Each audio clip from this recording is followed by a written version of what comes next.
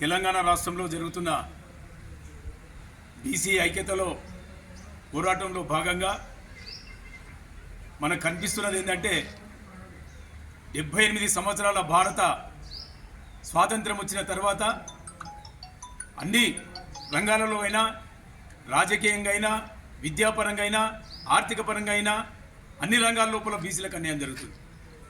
Majority ప్రకారంగా జనాభా ప్రాతిపదికనేమో 60% ఉన్నాం.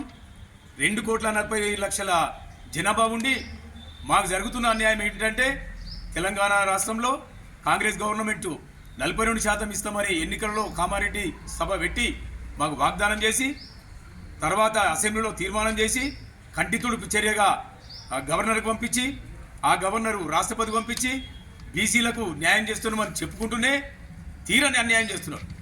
ఇప్పుడు ప్రస్తుతం స్థానిక సంస్థల ఎన్నికల్లో 42% ఇస్తామని మాటిచ్చి తీరని అన్యాయం చేసుకుంటా 17 నుంచి 18% మాకు రిజర్వేషన్ కల్పించారు.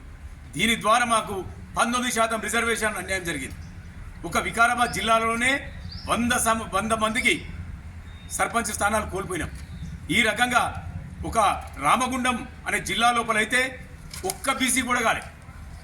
ఒక జిల్లా లోపల రామగుండం అనే జిల్లాకు ఒక బీసీ సర్పంచ్ కూడా కాకపోయింది. ఆ రకంగా రాజకీయ పరంగా ఈ ధనిక వర్గాల చేతిలో తెలంగాణ ఉంటూ బీసీలకు తీరని అన్యాయం జరుగుతున్నది. ఇదే రకంగా చేసుకుంటూ పోయి 46% జీవో తెచ్చి ఇలా 22% ఇస్తామని పేరుకు చెప్పుకుంటూ 17 నుంచి 18% చేశారు. దానివల్ల ఇంకా ఎక్కువ నష్టం జరిపోయింది.